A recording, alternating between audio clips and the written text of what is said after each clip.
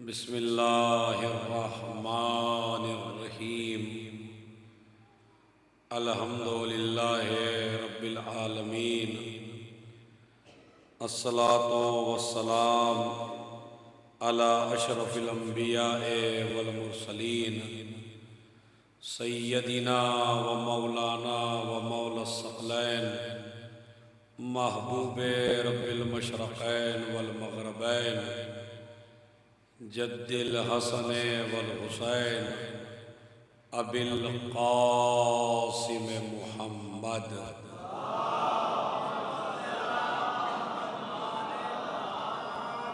व अला अहले बैतिही अत्तय्यबीन अत्ताहिरीन अल-मासूमीन अल-मज़लूमीन अल्लज़ीना अज़हबल्लाहु अन्हुमुर रिज्स व तहहरहुम तत्हीरा।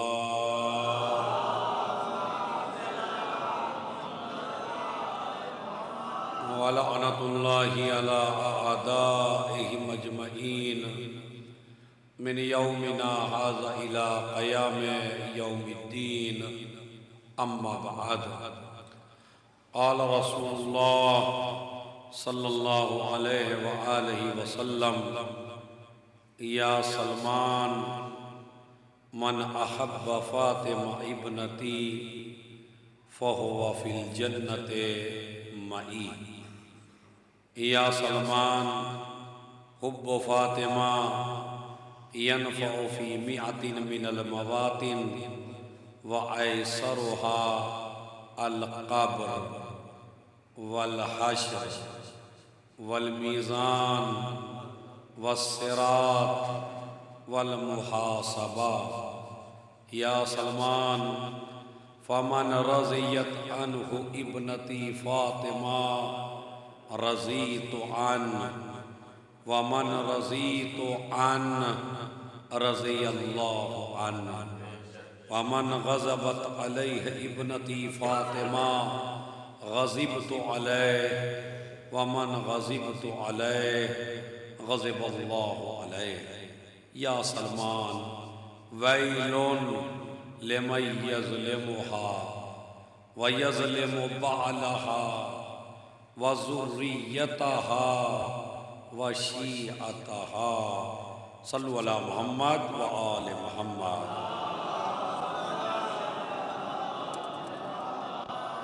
मेरी गुजारिश है पहले थोड़ा सिमट के बैठ जाए, थोड़ा सा गैप ना दें, बस थोड़ा जाइए, थोड़ा हिल भी लेंगे।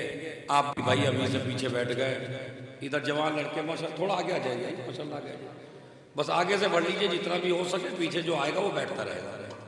बढ़ जाओ, सलवात पढ़ते पढ़ते बढ़ गए।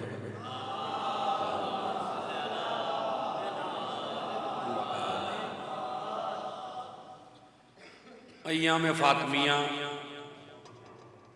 अज़ाए फ़ातिमिया पूरी दुनिया में बड़े एहतमाम के साथ मनाए जा रहे हैं।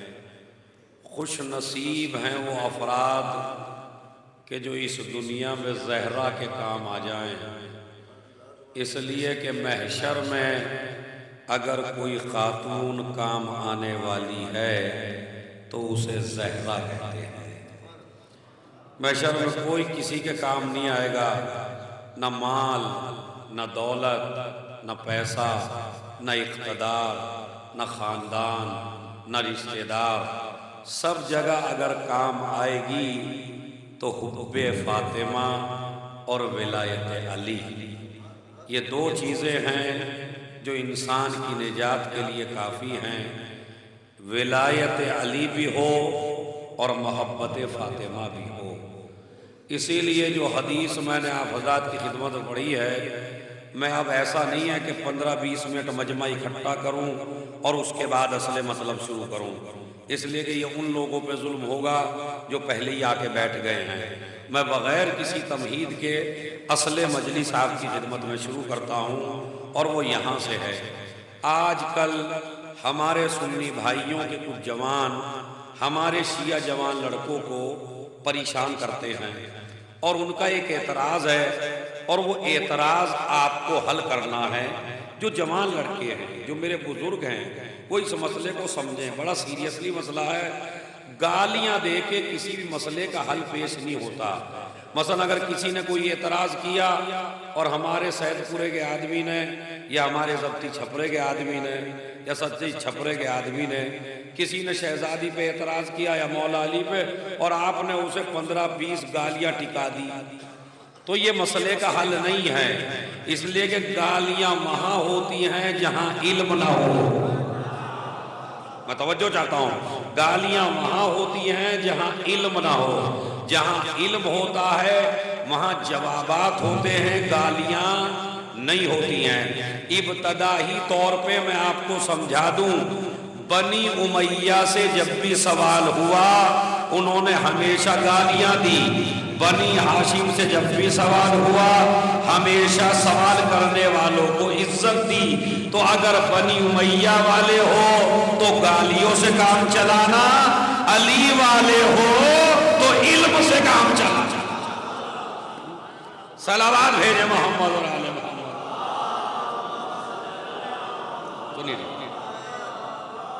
तो पहला मसला इल्मी मसला सुन लीजिए, फिर फजाइल की वादी में बाद में दाखिल होऊंगा मैं। पहले एक सवाल है। सवाल यह है कि एक आदमी एक तारीख में मरता है या 3-4 दफा मरता है। मतलब एक आदमी 9 दिसंबर में मरा तो वो 9 नवंबर में भी मरा था क्या? 9 फरवरी में भी मरा हो? ऐसा नहीं होता। यानी अगर एक आदमी एक तारीख में मरा है तो वो दूसरी तारीख में नहीं मरता है। तो अब वो सुन्नी भाई आपसे एतराज करता है कि भाई आप ये बताइए बीबी जहरा किस दिन दुनिया से गई? आपने कहा उनकी शहादत हुई 3 जमादी उस्सानी को। कहा आपके ईरान में, आपके इराक में, आपके शाम में, आपके हिंदुस्तान में 13 जमादियुल अव्वल में भी शहादत मनाते हैं, उसमें भी मजलिसें होती हैं। और आप अरबों में चले जाइए तो शहजादी की शहादत के बारे में 3 रिवायतें हैं। पहली रिवायत नबी के इंतकाल के 40 दिन बाद दुनिया से गई। एक बड़ी इल्मी बात है, खुदा की कसम, इसे दिलों पे उतार लीजिए, बहुत इल्मी मसला है। यानी रसूल के इंतकाल के कितने दिन बाद, और माशाल्लाह ये चैनल चल रहा है, मैं चाहता हूं ये इल्म पूरी दुनिया तक पहुंचे आपके चैनल के जरिए। क्या है? रसूल के इंतकाल के 40 दिन बाद शहजादी दुनिया से रुखसत हुई, एक रिवायत। दूसरी रिवायत क्या है? नबी के इंतकाल के 75 दिन बाद शहजादी दुनिया से रुखसत हुई। तीसरी रिवायत है नबी के इंतकाल के 95 दिन बाद शहजादी दुनिया से गई। तो 40 दिन, 75 दिन, नाजा साहब तवज्जो चाहता हूं, 95 दिन। अब आप इंसाफ से बताइए भाई, अगर कोई मरने वाला ऐसा हो कि जिसका कोई वारिस ना हो, जिसका कोई बेटा ना हो, जिसका खानदान ना हो, जिसके चाहने वाले ना हो, जिसके मानने वाले ना हो, जिसका कलमा पढ़ने वाले ना हो, जिसकी सीरत को जिंदा रखने वाले ना हो, अगर आदमी ऐसा है, मतलब जब्ती छपरे में आदमी था, ना आल थी, ना औलाद थी, ना खानदान था, बेचारा मर गया। 15 साल के बाद अगर उसके बारे में पूछे किस दिन मरा तो किसी को पता नहीं होता किस दिन मरा, इसलिए कि वारिस नहीं है, फातिहा दिलाने वाले नहीं है, औलाद नहीं है। जुमला एक ही है, 3 दिन से मजलिस सुन रहे हो। लेकिन अगर दुनिया से जाने वाली खातून ऐसी हो कि सबकी नस्लें मिट गई हो मगर उसकी नस्ल अब भी बाकी हो, या मरने वाली ऐसी खातून हो कि जिसके 11 बेटे मासूम हो, या दुनिया से जाने वाली ऐसी खातून हो कि जिसका बेटा अब भी पर्दे गैब में हो, जिसके मानने वाले चारों तरफ हो, कलमा पढ़ने वाले चारों तरफ हो, दुनिया में हर जगह अली अली, हसन हसन, हुसैन हुसैन, जहरा जहरा हो रहा हो, तो फिर उस बीबी के बारे में अभी तक शिया ये क्यों नहीं बता सके कि किस दिन दुनिया से गई? क्या जवाब देंगे आप इसका? भाई एक ही दिन तो गई, जोर से बोलिए, या तो 40 दिन के बाद गई, या 75 दिन के बाद गई या 95 दिन बाद गई? ये कौन सा मसला है? अब इस मसले में घोड़े दौड़ाने पड़ेंगे आपको। हाँ, सवाल लाया है बहुत बड़ा, तो उसका जवाब भी बहुत। एक जवाब तो यह है कि 3-4 गालियां दो तकड़ी सी, भाई तू कौन होता है और तेरी क्या मजाल है और तू हमारे मजहब पे। एक तो ये हल है, मगर उलमा के नजदीक ये हल नहीं है। अब मैं आपको बताऊं, तवज्जो चाहता हूं। पहले तो इख्तलाफ डाला बनी उमैया ने कि ताकि ये शिया लोग बेचारे शक में पड़ जाएं, अब इसमें करें या इसमें करें या इसमें करें, बेहतर है कि इसे छोड़ ही दो, कुछ करो ही नहीं। ये बनी उमैया ने इसलिए इख्तलाफ डाला कि ताकि कोई आदमी जिक्र ज़हरा न कर सके। इनको मालूम क्या था कि अल-ज़हरा का जिक्र अगर बंदे बाकी रखते तो कभी का मिट जाता, ज़हरा का जिक्र बाकी रखा खुदा ने। अब मैं लफ्ज कहता हूं, भाई खुदा की जिम्मेदारी है जिक्र ज़हरा को बाकी रखना, इसलिए कि अल्लाह का तज़किरा क़यामत तक बाकी रखा फातिमा ने, तो अल्लाह के लिए जरूरी है कि वो भी फातिमा का तज़किरा क़यामत तक रखे। इसलिए कि जब ज़हरा ने अपना वादा पूरा कर दिया तो अल्लाह को भी अपना वादा। सलावात भेजे मोहम्मद और आले मोहम्मद।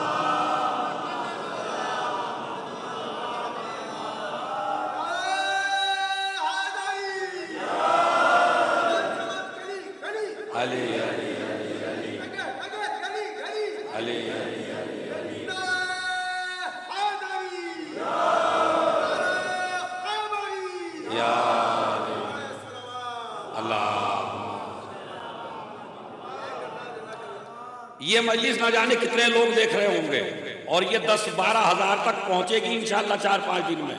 तो जरा इसको सीरियस लीजिए और बड़ी गौर से सुनिए, ना समझिए कम है, कम हम का कोई मसला नहीं है, मुझे पढ़नी है पूरी दुनिया के लिए। तो अब सवाल ये पैदा होता है, भाई एक औरत एक ही तारीख में तो दुनिया से गई, तो क्या शिया के उलमा इकट्ठे होके ये तय नहीं कर सकते किस दिन गई? चलिए शिया के उलमा ना इकट्ठे कर सके तो क्या ज़हरा की औलाद नहीं बता सकती बीबी किस दिन गई? इमाम हसन को नहीं पता, इमाम हुसैन को नहीं पता। चलिए इमाम ज़माना नहीं बता सकते थे आके कि भाई फला तारीख है फला में करिए। छठे इमाम बता देते, 5वें इमाम बता देते, चौथे इमाम बता देते, 11वें इमाम बता देते। भाई ज़हरा का तो सिलसिला है ना क़यामत तक, तो बता देते। चलिए उलमा नहीं बता पा रहे। आयतुल्लाह मरअशी ने 40 दिन तक इस्तगासा किया मौला अली से नजफ में बैठ के, और ये कहा जो चीजें बीबी की पोशीदा हैं वो मुझे बताई जाएं। 40 दिन में ख्वाब में मौला अली आए और आके कहा ये बता क्या मैं वो राज खोल दूं जो तेरी शहजादी ने बताने से मना किया है? कह लगे नहीं, अगर शहजादी ने मना किया है तो आप उसे ना बताइए ना खोलिए। कहा तो ज़हरा की हर चीज पर्दे में रखी गई है। भाई बहुत बड़ा जुमला था, अगर आप समझ लें तो ये हिजाब फातिमा की तरफ इशारा है कि हर चीज ज़हरा की पर्दे में। कब्र आप 100% नहीं बता सकते कब्र कहां है, बकी में भी 100% नहीं है। रिवायत है एक यहां की है एक यहां की है। दफन किया गया रात में, कफन दिया गया रात में, सारी चीजें रात में है ना बीबी की, तो तारीखों में इख्तलाफ, तारीख नहीं बताई गई। उन्होंने एक बात कही आयतुल्लाह मरअशी ने कि मौला अगर मैं कब्र ज़हरा का सवाब हासिल करना चाहूं तो मुझे मिलेगा कैसे? भाई जब आप कब्र बता नहीं रहे कि कब्र कौन सी है, तवज्जो दे रहे जवानों, कब्र बता नहीं रहे कब्र कौन सी है, तो मैं अगर कब्र ज़हरा का सवाब हासिल करूं जिस तरह इमाम हुसैन की कब्र का सवाब है, मौला अली की कब्र का सवाब है, तमाम की मासूमीन की कब्रों का सवाब है, तो बीबी की कब्र का सवाब सबसे ज्यादा है। तो हम वो सवाब हासिल कैसे करें? एक मरतबा इमाम ने कहा, हाँ ये बात तेरी सही है। देख, जब तू ईरान जाना, ईरान में शहर कुम जाना, तो मासूम कुम की कब्र की जियारत कर लेना, जो सवाब तुझे जहरा की कब्र का होगा वही सवाब तुझे मासूमा कुम की कब्र का होगा। इसीलिए जब मैं कब्र पे गया मासूमा कुम की, तो 2 जियारतें लगी हुई हैं। एक जियारत मासूमा कुम की लगी हुई है और एक जियारत जनाबे ज़हरा की लगी हुई है। जब अल्लाह इस मजलिस की बरकत से जवानों आपको ले जाए, मैं बार बार कहता हूं, जियारतें भी जवानी में कर लीजिए और हज भी जवानी में कर लीजिए। जब हाथ कांपने लगे तब घरों से ना निकलिए, कुर्सी पे बैठ के शौक पैदा ना करिए, पता चला हिले जा रहे हैं। वो अब काहे का हज होगा भाई? जब तेरे में दम था, जब तू आया नहीं। अब बेदम आया तो लोग तुझे कुर्सी पे लेके टहल रहे हैं, तेरी कुर्सी का पहिया किसी के पैर पे चढ़ रहा है, कोई तुझे बद्दुआ दे रहा है। ओ भाई, जियारत करिए तो जवानी में, हज पे जाइए तो जवानी में, और काबा तो जरूर जाइए मगर जवानी में। और सबसे ज्यादा अली वालों ही को जाना चाहिए। दूसरों की तादाद कम हो तो हो, मगर अली वालों की तादाद हज पे सबसे ज्यादा होनी चाहिए। इसलिए कि जब गैर शिया कोई काबे में जाता है तो मुसलमान खुश होता है कि मैंने काबे की जियारत की, मगर जब कोई अली वाला काबे की जियारत को जाता है तो काबा खुश होता है, आज अली वाला आ गया।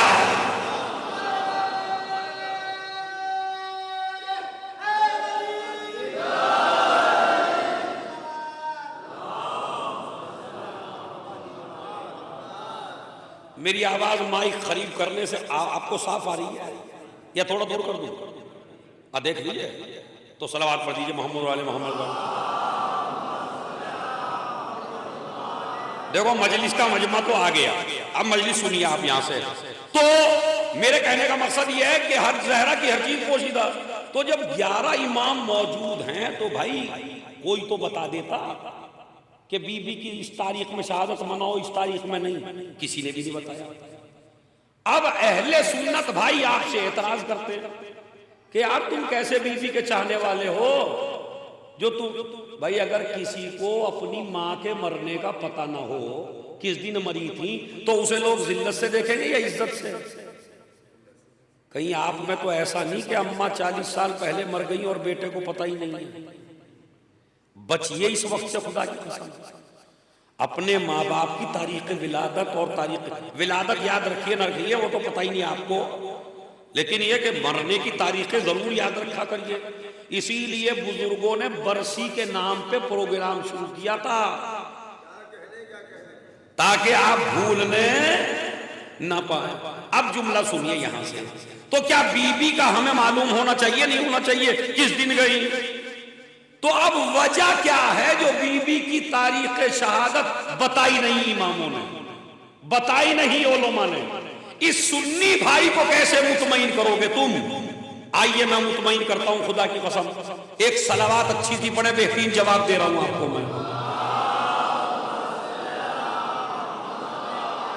अब भाई ऐसी सलावात पे इतनी मेहनत करवाओगे मुझसे?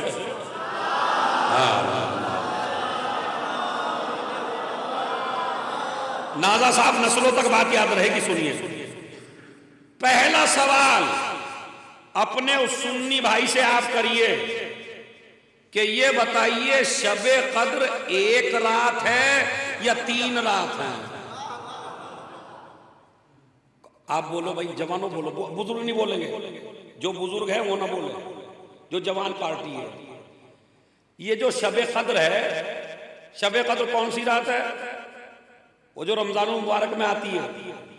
तो वो 1 रात है या 3 रातें हैं? है जी 3। देखो कितना इख्तलाफ हो गया, एक कह रहा 1 है, 3 रातें हैं, 3 रातों में अमल करते हो ना। कौन कौन सी है वो? 19, 21, 23। अहले सुन्नत के नजदीक 4 हैं, वो 27 को भी मानते हैं। लेकिन आपने जवाब गलत दिया। शबे कद्र 1 रात है, 3 रात। जोर से बोलिए, 3 रात। आप कहेंगे दलील, मैं दलील देता हूं। दलील भी बिल्कुल सामने की। बिस्मिल्लाहिर्रहमानिर्रहीम, इन्ना अंज़लनाहु फी लैलतिल, हमने कुरान को शबे कद्र में नाजिल किया, यानी हमने कुरान को 1 रात में नाजिल किया। अरे तवज्जो चाहता हूं, हमने कुरान को काहे में नाजिल किया? जवानों जोर से बोलिए, शबे कद्र में नाजिल किया। तो शबे कद्र 1 रात है। अरे भाई, जब 1 रात है तो ये अल्लाह मियां हमें क्यों मरवा रहा है? 19 में भी अमल कर, 21 में भी अमल कर, 23 में भी अमल कर, 27 में भी अमल कर। तो अब अपने सुन्नी भाइयों से मेरा सवाल है, उनके मुफ्तियों से, कि जब शबे कद्र 1 ही रात है तो ये अमल 4 रातों में क्यों? उधर से जवाब आया, जनाब है तो 1 ही रात, मगर हमें पता नहीं है। हमें यह पता नहीं है कि वो रात है कौन सी, 19 है या 21 है या 23 है, हमें नहीं पता कौन सी है। मैंने कहा तो अल्लाह ने बताई क्यों नहीं? कुरान मजीद में बता देता अल्लाह कि शबे कद्र ये वाली रात है। ये 3 रात हर मुसलमान को जगा के इबादत क्यों करवाई? तो मुफ्ती साहब ने जवाब दिया कि नहीं, अगर अल्लाह बता देता तो बंदों को सवाब कम मिलता। अल्लाह चाहता था कि मेरे बंदे के गुनाह ज्यादा हैं, लिहाजा उसने नहीं बताया कि शबे कद्र कौन सी रात है। इसलिए कहा 19 में भी अमल कर ताकि तेरे गुनाह बख्श दूं, 21 में भी अमल कर ताकि और गुनाह बख्श दूं, 23 में अमल कर ताकि और गुनाह बख्श दूं, ताकि तेरा सवाब ज्यादा हो जाए। जो जवाब तुम वहां दे रहे हो वही जवाब हम यहां देंगे। इमाम ने फरमाया फातिमा शबे कद्र है। सलावात भेजे मोहम्मद और आले मोहम्मद पर।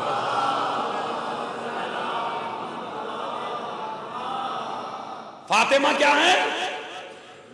फातिमा ही शबे कद्र है। मैं तवज्जो चाहता हूं, बड़ी क्या हदीस है मेरे इमाम की। फातिमा शबे कद्र है।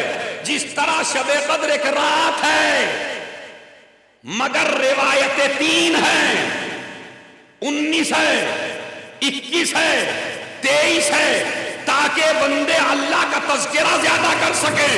इसी तरह शहादत फातिमा की 1 दिन है, मगर रिवायत 3 इसलिए हैं ताकि उस तारीख में भी जिक्र ज़हरा हो, दूसरी तारीख में भी जिक्र ज़हरा हो, तीसरी तारीख में भी जिक्र ज़हरा हो।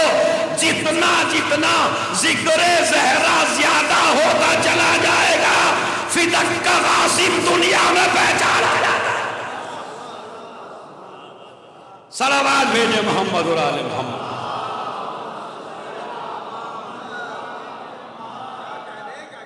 अब अमल की सुन लीजिए। फातिमा लैलतुल कद्र है। पूरी दुनिया में जवानों जोर से बोलना बिल्कुल, ताकि तुम्हारी आवाज इस माइक में जाए। सबसे बड़ी रात कौन सी है दुनिया में? आप बोलिए जोर से। फजीलत के लिहाज से सबसे बड़ी रात कौन सी है? अरे भाई, इतना बड़ा सन्नाटा तो मैंने नहीं देखा। ये इतना बड़ा मसला नहीं पूछ लिया मैंने आपसे। पूरी दुनिया में लैलतुल कद्र खैरुम मिन अल्फे शहर। हमने कुरान को शबे कद्र में नादिल किया। वमा अदरा का मा लैलतुल कद्र, तुम क्या जानो लैलतुल कद्र क्या है? तुम क्या जानो का मतलब समझते हो? तुम क्या जानो आम आदमी से नहीं कहा जा रहा है। तुम क्या जानो? वलियो तुम क्या जानो? मौलवियो तुम क्या जानो? मुफ्तियो तुम क्या जानो? पढ़ने वालों तुम क्या जानो कि लैलतुल कद्र क्या है? अब समझ में आया जब आज तक मुसलमान के लैलतुल कद्र समझ में ना आई तो फातिमा कैसे समझ में? भाई जब लैलतुल कद्र समझ में ना आई तो फातिमा आपकी समझ में कहां से आ जाएगी? लैलतुल कद्र है या फातिमा?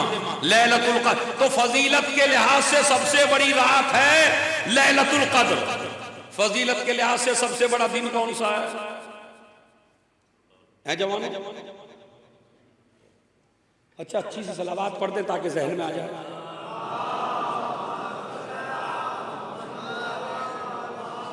वो कहता है बाग़बाने आग दी जब आशियाने को मेरे, जिन पे तकिया था वही पत्ते हवा देने लगे। तो मुझे अपने जवानों से बड़ी उम्मीद थी। इस्लाम का, भाई एक सवाल करने वाला आपसे सवाल करता है तुम्हारे इस्लाम का सबसे बड़ा दिन फजीलत के लिहाज से कौन सा है? अब बोलो बेटे। गदीर, माशाअल्लाह। गदीर से बड़ा कोई दिन नहीं है। और सबसे बड़ी रात कौन सी है? शबे कद्र। बस मसला तय हो गया। इससे बड़े फजाइल खुदा की कसम जब से पैदा हुए हो ना आज तक बीबी के ऐसे फजाइल नहीं सुने होंगे। फजीलत के लिहाज से सबसे बड़ी रात है शबे कद्र। फजीलत के लिहाज से सबसे बड़ा दिन है गदीर। अब मैं बताऊं दोनों बड़े क्यों हैं? रात इसलिए बड़ी है कि फातिमा से मंसूब है, दिन इसलिए बड़ा है कि अली से मंसूब।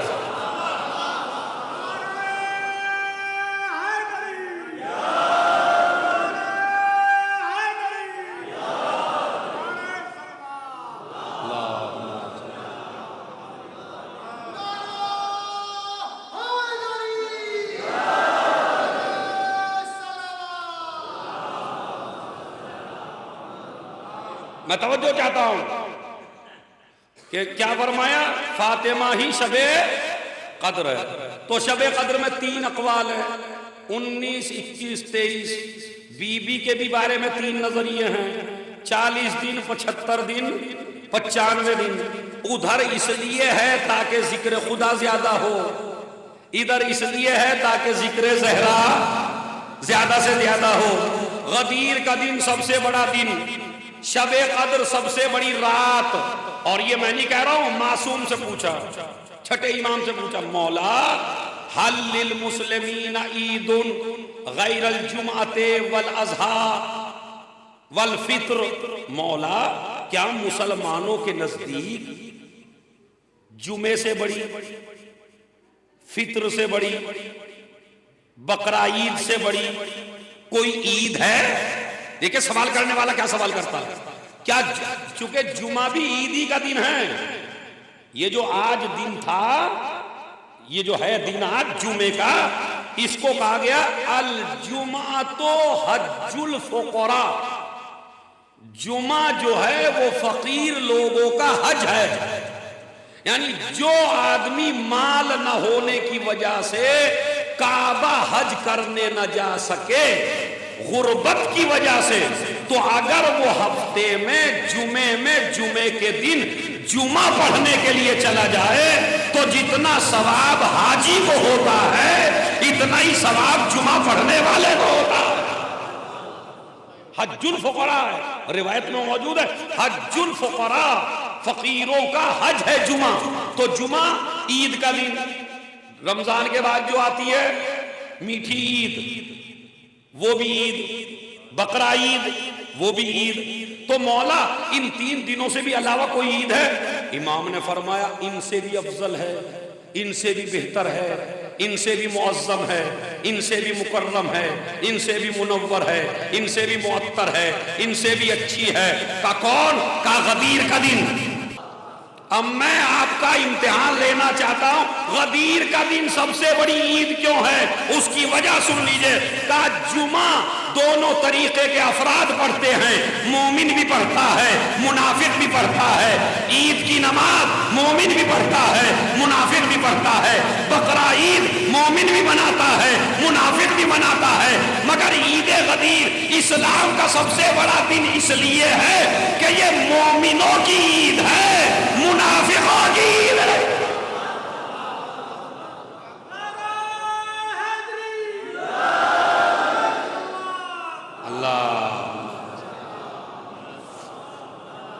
एक सलावत भेजे मोहम्मद और आले मोहम्मद पर।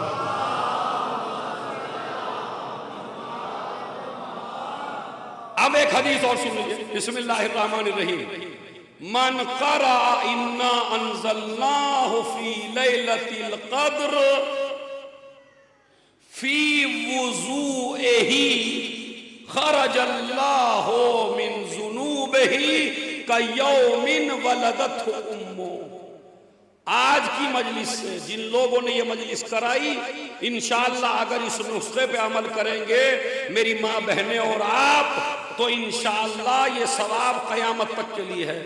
इमाम फरमाते हैं जो इंसान सूरह इन्ना अंज़लना वुजू के वक्त पढ़ ले, यानी जब आप वुजू करने लगे, हमारे यहाँ शैतान बहकाता है हर जवान को, ये सारी बातें आके करता है वुजू के टाइम ही। एक जवान इधर बैठ गया, एक जवान इधर बैठ गया, हाँ ईद कितने का हुआ, मुंजी कितने की हुई, कैसा भाव चल रहा, इधर वुजू भी कर रहा है और अपना भाव भी बढ़ा रहा है, बढ़ा रहा नहीं बढ़ा रहा, कर रहा है वुजू। वुजू करता हूं कुर्बतन इल्लल्लाह, नियत कर ली। अब वो बराबर में बैठे थे हसीन में, और मौलाना ठीक ठाक हो, वो क्या क्या चल रहा है भाई, सब ठीक है, और बुखार बुखार। अब ये आपको शैतान ने बहका लिया, खुदा की कसम आपको शैतान ने बहका लिया। इस्लाम क्या कहता है, अगर कोई इंसान वुजू करते हुए चुप रहे, बात ना करे और इन्ना अंज़लना पढ़े, इन्ना अंज़लना इस मजमे में सबके याद है इंशाअल्लाह माशाअल्लाह से, कोई ऐसा नहीं जिसके याद ना हो।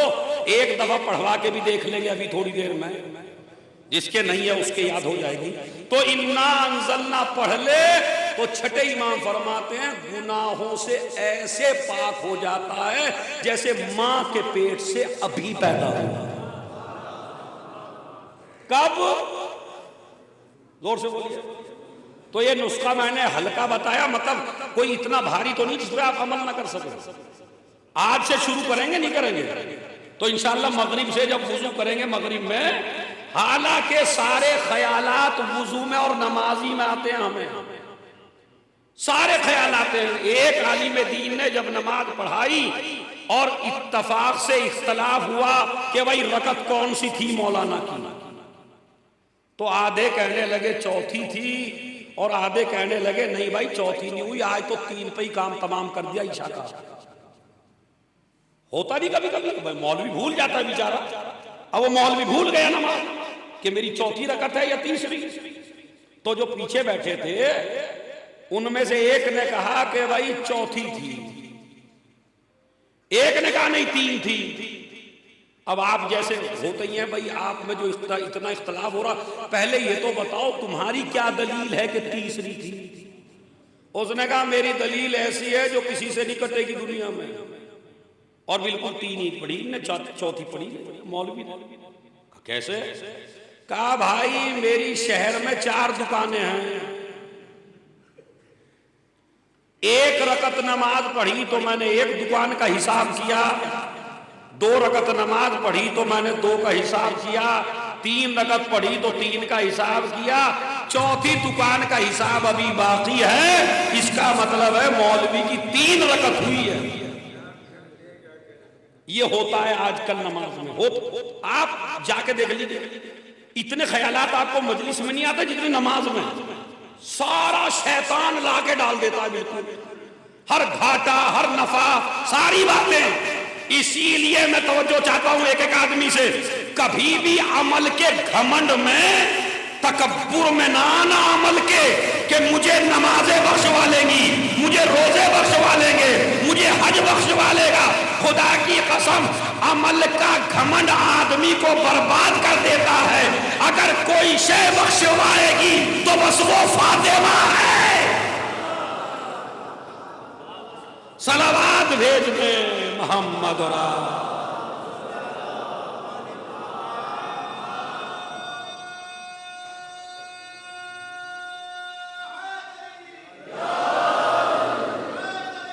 या अल्लाह। इसीलिए ये जो सूरह इन्ना अंज़लना है इसकी बड़ी अज़मत है। इसीलिए आप देखिए, जब आप कब्र बनाते हैं और कब्र बना के उसे छाप देते हैं और मिट्टी डाल देते हैं, तो उसके बाद पानी डालते हैं। पानी डालने के बाद क्या करते हैं, उंगलियां गाड़ के कब्र में। जवानों, ये फैशन ना बनाइए आप कि आप जो हैं मुर्दे को दफनाया भी नहीं, पहले ही घर चले गए। आजकल हमारे जवानों में ये बीमारी पैदा हो गई है। एक तो ये पैदल नहीं चलना चाहते, हर आदमी समझता है बाइक पे बैठ के जाऊं और उसके दफनाने से पहले वापस आ जाऊं। और अगर 4 भाई हैं तो पहले ही से कर लेते, भाई तू देख लिए वहां, हम 3 इधर बातचीत कर रहे हैं बैठ के, तू उधर चला जाना, क्योंकि अगर तू ना गया तो हमारी अम्मा के में भी कोई आने वाला नहीं है। ये बहाने ना बनाइए। अगर घर में 4 आदमी हो, घर में 6 आदमी हो और वक्त है उनके पास, कोई जरूरी काम नहीं है, तो एक अली वाले के जनाजे में जरूर जाइए। और जब जनाजे में जाइए तो ऐसे ही नहीं आइए, उसको कंधा भी दीजिए, उसको दफनाइए भी, उसको मिट्टी भी डालिए और मिट्टी डाल के उंगलियां गाड़ के 7 मरतबा कौन सा सूरा पढ़ेंगे। अरे अब ये तो करते ही हैं यार, इसमें तो नहीं बोल रहे भाई।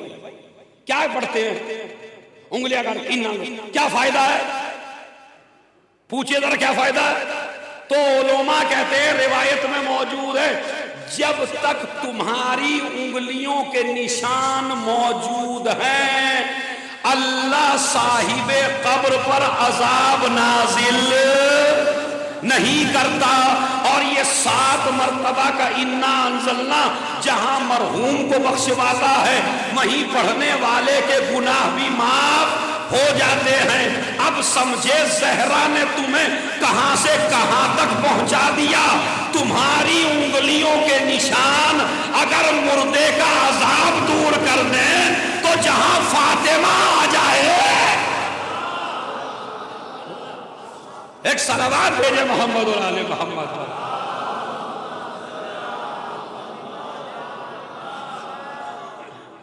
बस फातिमा क्या है, शबे कद्र है। इन्ना अंज़लनाहु फी लैलतिल कद्र। आगे पढ़िए, वमा अदराका मा लैलतुल, तुम क्या जानो लैलतुल कद्र क्या है। आगे चलिए और सब बोलिए भाई, सवाब सबको नहीं लेना क्या। लैलतुल कद्र खैरुम मिन अल्फे, आगे फीहा बिइज़्नि रब्बिहिम मिन कुल्ले, भाई यही सबसे बड़ी दलील है। तनज़्ज़लुल मलाइकतु वर्रूह, इस रात में मलाइका नाजिल होते हैं। पूछिए देवबंदी से, पूछिए बरेलवी से, वो घर कौन सा है कि जहां पे ये मलाइका शबे कद्र में नाजिल होते हैं।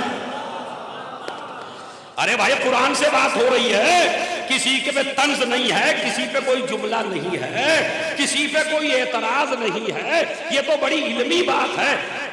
तुम्हारे ऊपर तो मलक आया नहीं है, वो एक ही दफा आएगा और लेके जाएगा। तो वो घर बताओ जिस घर में मलक आता है।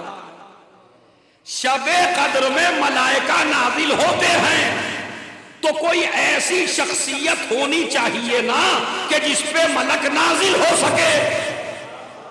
मुल्ला पे नाजिल मलक हुआ तो मुल्ला मर गया, मौलवी पे नाजिल हुआ तो मौलवी मर गया, मुसलमान पे नाजिल हुआ तो मुसलमान मर गया, शिया पे नाजिल हुआ तो शिया मर गया।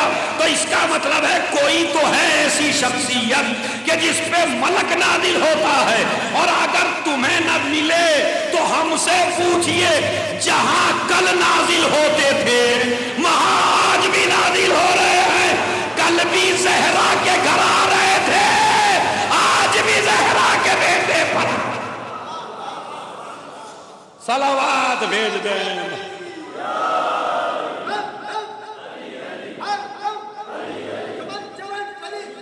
अली अली अली अली अली अली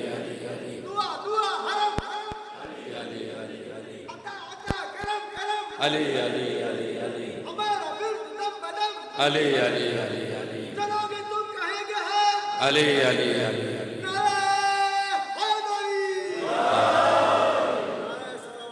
अल्लाह। अब आप सुनिए, फातिमा शबे कद्र है। शबे कद्र में क्या नादिल हुआ? जोर से बोलिए।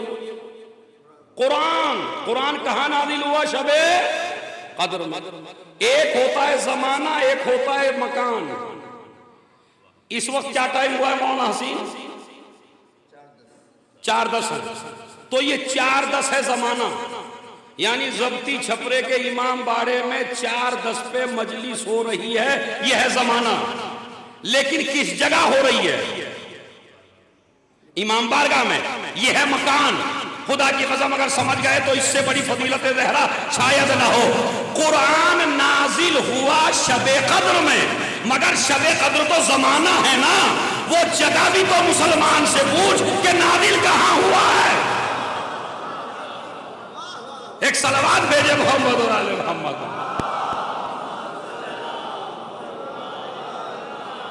चलो भाई, तय हो गया। रमजान में शबे कद्र में नाजिल हुआ। किसके घर हुआ?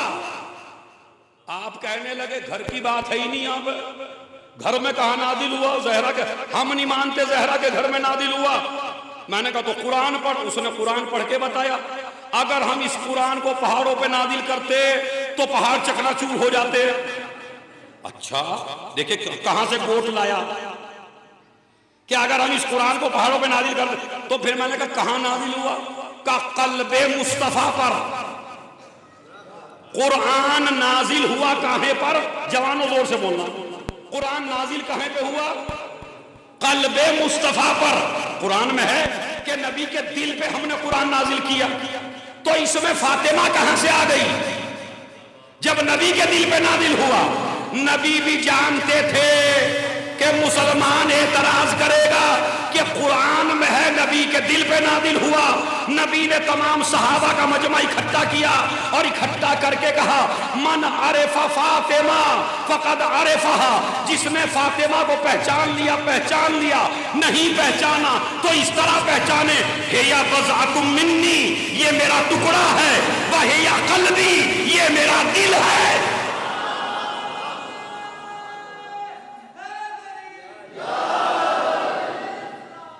अल्लाह। शायद मौजू मेरा मुकम्मल ना हो रहा है, मजलिस में होगा। फातिमा है या कल्बी, फातिमा मेरा दिल है। अरे मैं तवज्जो चाहता हूं भाई, ये आजादारी मेरी पहचान वालों, इस हदीस को पहुंचा देना पूरी दुनिया तक। फातिमा मेरा, जोर से बोलिए, दिल है। फातिमा मेरा दिल है। कौन कह रहा है? नबी। नबी शायर नहीं है। नाजा साहब, इसमें मैं और आप और हसीन साहब फंसे हुए हैं। कुरान मजीद ने पैगंबर को हर फन दिया, हर कमाल दिया। मेरे पैगंबर में हर कमाल है, हर इल्म है, मगर मेरा पैगंबर शायर। जोर से बोलिए। अच्छा, कौन कौन शायरी करता है? जरा हाथ उठाइए यहाँ पे। यही 2-3 ही है बस। वो बढ़िया, जितने कम हो उतने बढ़िया। सलावत मोहम्मद और आले मोहम्मद। अब यार इतनी मरी भी सलावत पर पढ़े।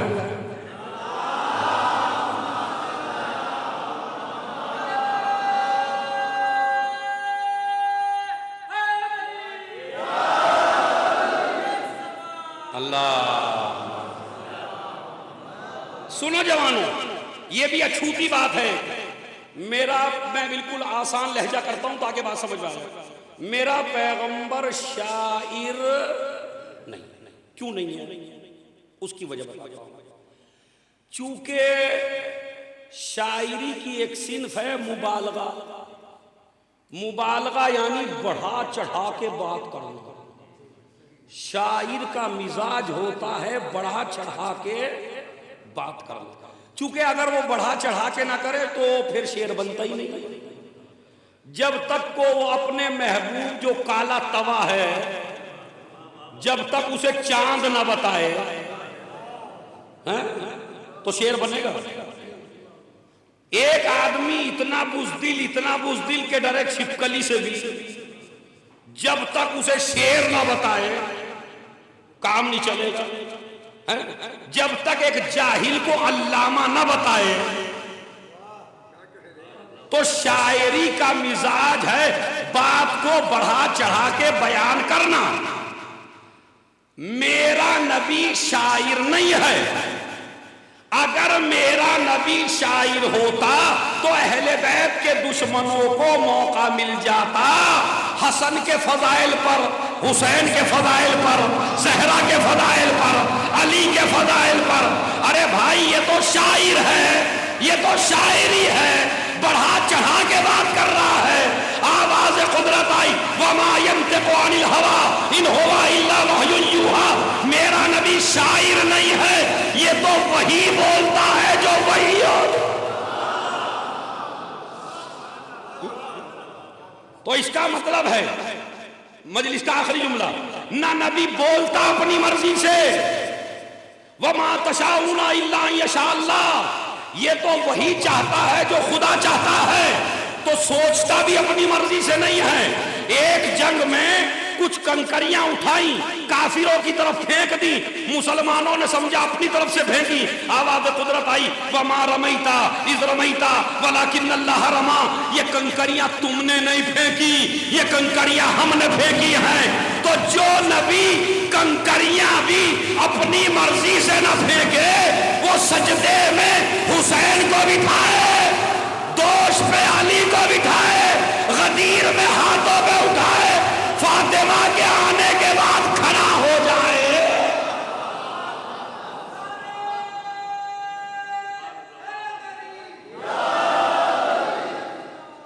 अल्लाह। तो पैगंबर का कोई भी काम अपनी मर्जी से, सारे काम अल्लाह की मर्जी से आती थी। कौन कहता है जब भी फातिमा आती थी नबी खड़े हो जाते थे? बड़े जाकिरों से आपने सुना, बड़े बड़े उलमा से सुना, बड़े बड़े मौलवियों से सुना, रात में मुझसे सुनिएगा। पहला जुमला, ये हदीस है किसकी कि जब भी फातिमा आती थी नबी खड़े हो जाते थे? ये हदीस है किसकी? आइए मैं आपको बताता हूं, बना लीजिएगा क्लिप भैया, इसकी बता दीजिएगा। ये किसी सहाबी की हदीस नहीं है। उम्मुल मोमिनीन हजरत आयशा रज़ियल्लाहु ताला अन्हा वो फरमाती हैं कि मैंने अपनी इन आंखों से ये मंजर देखा कि जब भी फातिमा आती थी नबी ताजीम के लिए। कौन कह रही हैं? उम्मुल मोमिनीन। उनसे बड़ी सच्ची बीवी कोई नहीं है। भाई मुसलमान कहता है सिद्दीका है, तो जब सिद्दीका हैं तो ये बात एक सिद्दीका कह रही है, सच्ची औरत कह रही है कि फातिमा जब भी आती थी नबी खड़े हो जाते थे। तो सुन्नी वो होगा जब भी फातिमा आए वो खड़ा हो जाए, और तभी तो सुन्नत पे अमल होगा। भाई सुन्नत पे अमल का मतलब फातिमा जब भी आती थी नबी ताजीम के लिए खड़े हो जाते थे। तो जिसके लिए रिसालत उठ जाए, नबूवत उठ जाए, रसूलों का रसूल उठ जाए, अल्लाह का नबी उठ जाए, सरदारे अंबिया उठ जाए, सरताजे अंबिया खड़ा हो जाए, तो अगर वो दरबार में जाए तो क्या वाजिब है मुसलमान पर? जहरा की ताजीम के लिए उठना वाजिब है। अली आते थे तो नबी नहीं उठते थे, अली के आने पे नहीं उठे। जब भी फातिमा आई, आखिरी जुमला, रात में मौजू तमाम होगा, जब भी फातिमा आई नबी खड़े हुए, अली के आने पे नहीं। हाँ मसला क्या होता था, इधर रसूल बैठे हैं, जहरा आ गई, रसूल खड़े हो गए, जहरा को बिठा दिया। उधर से मौला अली आ गए, मौला अली आए तो बीबी जहरा उठी, बीबी जहरा के उठने से रसूल उठे। उधर थोड़ी देर बाद फातिमा बिनते असद आ गई, फातिमा बिनते असद के उठने से, जैसे ही फातिमा बिनते असद आई, अली उठे, अली के उठने से जहरा उठी, जहरा के उठने से रसूल उठे। अब जुमला एक ही है फजीलत का, जहां जहां भी बैठे हो कोनों में इधर उधर जुमला सुनिए। रिसर्चर का कहना है कि अगर अबू तालिब जिंदा रहते इस जमाने तक तो मंजर यहां देखते, और अगर अब यहां नहीं है तो महशर में यह होगा कि इधर से इसी बज़्म में अबू तालिब आ गए। अबू तालिब के आने से फातिमा बिनते असद उठी, फातिमा बिनते असद के उठने से अली उठे, अली के उठने से फातिमा उठी, फातिमा के उठने से रसूल उठे। अब पूरी दुनिया में ऐसा किरदार बताओ जैसा अबू तालिब का था, जिसकी ताजीम के लिए नबूवत भी उठे, इमामत भी उठे, सलावात भेज दें।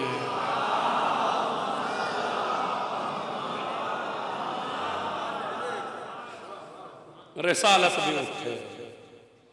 ऐसा दुनिया में इतना बड़ा आदमी कोई दुनिया में नहीं है कि जिसकी ताजीम नबूवतें, रिसालतें, इस्मतें करें।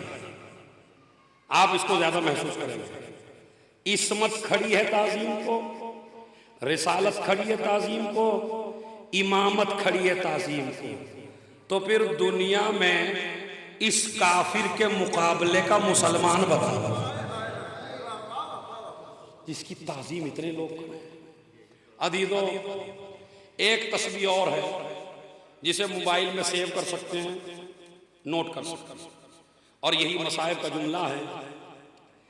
एक छठे इमाम का जमाना और एक बुढ़िया ज़ईफा, ये बेचारी अपने घर से चली, अपने घर से चली तो इसके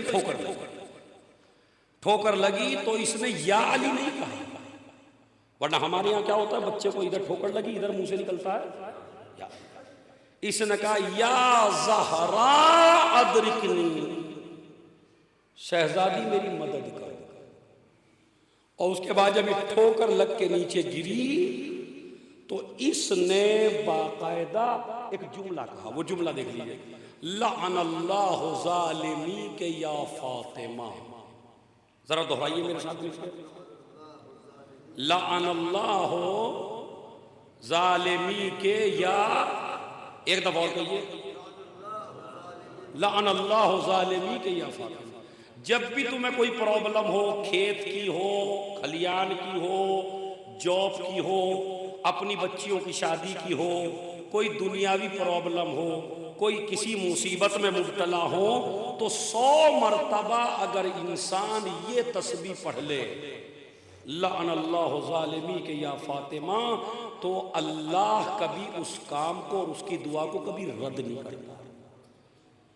उस औरत के मुंह से निकला लअनल्लाहु ज़ालिमी के या फातिमा, ए शहजादी आपके दुश्मनों पर अल्लाह की लानत हो। ये उर्दू में तर्जुमा है उसका, ए शहजादी आपके दुश्मनों पर अल्लाह की लानत। बनी अब्बास का जमाना था, उस औरत को बेचारी को गिरफ्तार कर लिया और गिरफ्तार करके कोड़े मार के जेल में डाल दिया। हुकूमत उनकी थी, जेल में डाल दिया। एक रावी, एक शख्स ये मंजर देख रहा था, वो छठे इमाम के पास गया। छठे इमाम कोई तरबूज की शक्ल की कोई चीज खा रहे थे। इमाम ने कहा आओ भाई आओ, हमारे साथ बैठ के खाना खाओ। उसने कहा नहीं मौला मैं नहीं खाऊंगा। मौला ने फिर दावत कहा नहीं आइए खाइए। कहा नहीं मौला मैं नहीं खाऊंगा। क्या क्यों? कहा मौला जो मंजर मैं देख के आया हूं उससे मेरा दिल टूट गया है। कहा तू क्या देख के आया? कहा अभी अभी आपकी जद्दा की चाहने वाली, आपकी बीबी की चाहने वाली, शहजादी ज़हरा की चाहने वाली, उसे ठोकर लगी। उसने ज़हरा को मदद के लिए पुकारा, कातिल ज़हरा पे लानत की, तो उसे लोग मारते हुए जेल तक ले गए। जैसे ही इमाम ने सुना फ़क़ता अल अक्ल, इमाम ने खाना छोड़ दिया, खाना छोड़ दिया, पानी छोड़ दिया। इतना रोए कि दाढ़ी आंसुओं से तर हो गई। और उसके बाद उस सहाबी से कहा चल मेरे साथ मस्जिद सहला चल। मस्जिद सहला जानते हैं, इमाम ज़माना की मस्जिद, मस्जिद सहला चल। मस्जिद सहला चल के दुआ करेंगे अल्लाह से सजदे में। छठे इमाम ने दुआ पढ़नी शुरू की। एक आदमी को दरबार में भेजा, बताना हमें मंजर क्या है। छठे इमाम रो रो के दुआ कर रहे हैं। बादशाह ने इस औरत को, इस दुआ का असर ये हुआ कि बादशाह ने उस औरत को बुला के कहा बता तेरा कसूर क्या है। कहा मेरा कसूर कुछ नहीं है, मैंने तो अपनी बीबी जहरा को अपनी मदद के लिए पुकारा था, उसके कातिलों पे लानत की थी। कहा अच्छा, नाम मैंने लिया था, कातिलों पे लानत की थी। उसने कहा ठीक है हम तुझे रिहा कर रहे हैं। औरत को छोड़ दिया गया। कुछ पैसे देना चाहे हुकूमत ने, भूखी थी, प्यासी थी, पैसा नहीं था। कहने लगी नहीं, जहरा के दुश्मनों की मुझे मदद नहीं चाहिए। अपने घर चली गई। छठे इमाम को बताया किसी ने, मौला उसको आज़ाद कर दिया गया, मौला उसको रिहा कर दिया गया। इधर आज़ादी की खबर इमाम को मिली, अपने घर आए, एक थैली उठाई, अपने गुलाम को दी, जा हमारे चाहने वाली को दे के आ और उसे जाके मेरा सलाम कह दे। बस वाक़या आपने सुन लिया, मसाइब 3 दिन से सुन रहे। जाके उस चाहने वाली को हमारा सलाम कह देना। एक मरतबा वो शख्स गया, पैसा दिया, उसने कहा मैंने पैसे के लिए ऐसा नहीं किया है। कहा नहीं, तुझे इमाम ने हदिया दिया है और तुझे सलाम कहा है। अदीदो आप इस अहमियत को नहीं समझ पा रहे हैं, वरना सर पीट के रोते। उसने सर पीट के रोना शुरू किया और कहने लगी मेरा इमाम और मुझे सलाम करे। जैसे हबीब को सलाम किया था ना ज़ैनब कुबरा ने, तो हबीब ने सर पीट के कहा था भला शहजादियां और गुलामों को सलाम करे, तो ऐसे ही वो रो के कहती है हाय मेरे इमाम ने मुझे सलाम कहा। हाँ तुझे तेरे इमाम ने सलाम कहा है। अभी ये बातें हो ही रही थी कि एक मरतबा इमाम का पैगाम फिर आया। अदीदो मसाइब की इंतहा है। बस कहा मेरी चाहने वाली से पूछ, दुनिया ठोकर लगने के बाद अली को पुकारती है हमारे दादा को, तूने हमारी दादी को क्यों जहमत दी, तूने हमारी दादी को क्यों पुकारा। हर आदमी जब भी ठोकर लगती है तो अली को पुकारता है, तूने जहरा को क्यों पुकारा। तो एक मर्तबा वो कहती है कि मौला जब मैं गिरने लगी तो मेरी पसलियों में चोट लगी, जैसे ही पसलियों में चोट लगी मुझे फातिमा, बात समझ, जैसे ही पसलियों में चोट लगी तो मुझे जहरा याद आ गई। छठे इमाम के जब एक शख्स के यहाँ बच्ची पैदा हुई, इमाम ने कहा तूने बच्ची का नाम क्या रखा। कहा मैंने इसका नाम फातिमा रखा। कहा बेटा सुन, अगर तूने इसका नाम फातिमा रखा है तो न कभी इसे मारना, न कभी इसे डांटना, न कभी इसे धमकाना। अरे जब इमाम उसको धमकाना बर्दाश्त न करे, जिसका नाम फातिमा हो, लेकिन हाय वो फातिमा जलता हुआ दरवाजा जहरा के पहलू पे गिराया। दरवाजे में एक कील थी, शहजादी के पेट में गई, आवाज दी ए फिजा। अरे तो खूब रोएंगे, ए फिजा मेरा मोहसिन शहीद हो गया। बताऊं जहरा की हालत क्या है। खुदा की कसम जहरा की हालत यह है कि छोटे से घर में जहरा से चला नहीं जाता। जमाना इतना बदल गया। बिलाल ने मदीना छोड़ दिया है, शाम आके रहने लगा है। एक रात रसूलुल्लाह ख्वाब में आए और आके कहा बिलाल सबने मेरी बच्ची को छोड़ा था, बिलाल तूने भी मेरी फातिमा को छोड़ दिया। ए बिलाल तुझे हसन हुसैन याद करते हैं, ए बिलाल तुझे मेरी फातिमा याद करती है। जैसे ही बिलाल ने सुना, कहा या रसूल अल्लाह जिस दरवाजे पे मैंने आपको एहतराम करते देखा, उसी दरवाजे को मैंने जहरा के पहलू पे गिरते देखा, मैंने मदीना छोड़ दिया। नहीं बिलाल, तुझे मेरी जहरा याद कर रही है। सुबह को उठा, सामान सफर बांधा, तैयार हुआ मदीने के लिए। मदीने में पहुंचा, मदीने में किसी ने बता दिया रसूल का मुअज्जिन बिलाल आ रहा है। औरतें रोने लगी, मर्द रोने लगे, बच्चे रोने लगे। हर आदमी कहने लगा रसूल का मुअज्जिन आ रहा है, रसूल का बिलाल आ रहा है, रसूल के जमाने में अजान देने वाला आ रहा है। हर आदमी कहता है मेरे घर आओ, हर आदमी कहता है मेरे घर आओ। इतना शोर गिरिया पूरे मदीने में कभी बुलंद नहीं हुआ जितना बिलाल के आने पे हुआ। अरे इस बात से फातिमा के दिल पे बड़ा असर हुआ। ए बाबा, आपके मुअज्जिन के इतने चाहने वाले, आपकी बेटी का कोई चाहने वाला नहीं है। बिलाल को सब बुला रहे हैं। बिलाल कहता है किसी के घर नहीं जाऊंगा, मुझे तो फातिमा के घर जाना है। दरवाजा फातिमा पे आए, सलाम किया, बीबी ने पसलियों को संभाला, दरवाजे के करीब आई, एक ही जुमला का बिलाल, अरे सबने छोड़ा था।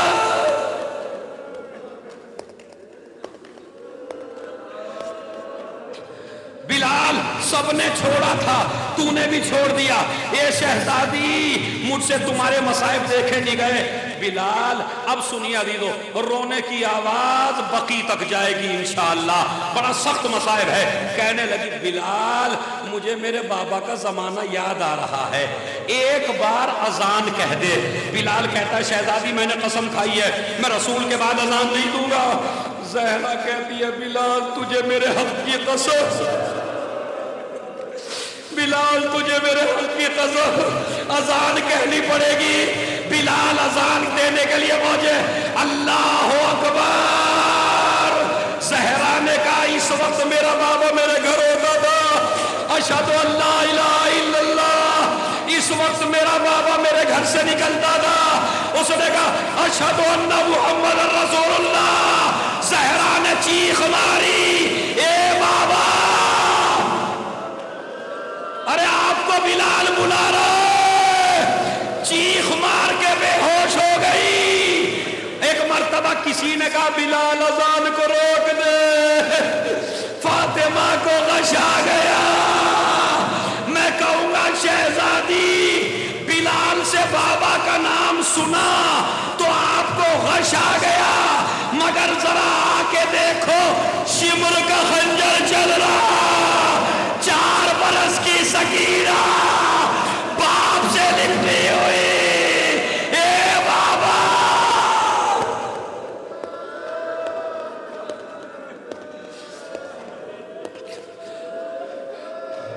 नहीं अजीजों, ये रोने की आवाज, आखिरी मजलिस है ना रात की और अब की। अब जुमला सुनिए। उसके बाद लोग आए, अली ज़हरा से कहो या दिन को रोया करे या रात को, ज़हरा के रोने से हमारी नींद में खलल पड़ता है। ज़हरा से कहा अली ने, तुम जन्नतुल बकी चला करो, वहां बैठ के बाबा को रो लिया करो। सुबह को उठती थी, जन्नतुल बकी जाती थी, बाप को रोया करती थी। शाम को अली लेने चले जाया करते थे। ए मेरी कौम के जवानों, बड़ा रूमाल तर करके भेजना। ज़हरा पुरसा नहीं लेने आई हैं, अली पुरसा लेने आए हैं। ज़ैनब माँ का पुरसा लेने आई है, इमाम ज़माना पुरसा लेने के लिए आए हैं। अब जुमला सुनिए।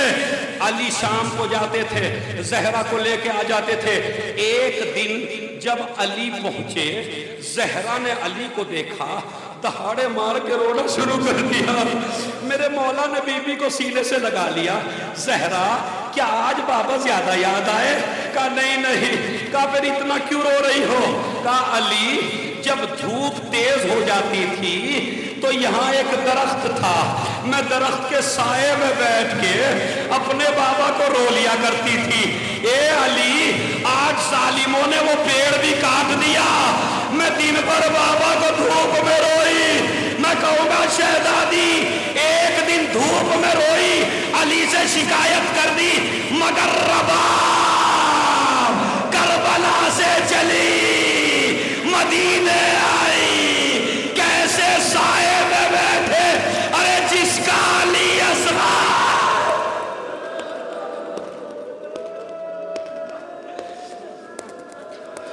रबाब कभी साए में नहीं बैठी और और जब सज्जाद ने कहा अम्मा साए में चलो, तो एक मर्तबा हाथों को उठाया, परवरदिगार मेरी इज्जत रख ले, मैंने हुसैन से वादा किया है। अभी चंद कदम चली थी, मन का ढला, ज़ैनब ने चीख के कहा सज्जाद, अरे रबाब दुनिया में, अरे रबाब दुनिया में नहीं रही। ज़ैनब ने गुस्ल दिया, एक चीख मारी, सज्जाद करीब आए, फूफी अम्मा आपने चीख क्यों मारी? कहा सज्जाद, जब मैंने रबाब का कुर्ता हटाया तो क्या देखा? झूले की जली लकड़ियां रबाब के सीने पर। अरे अली असगर, अरे मेरे बच्चे,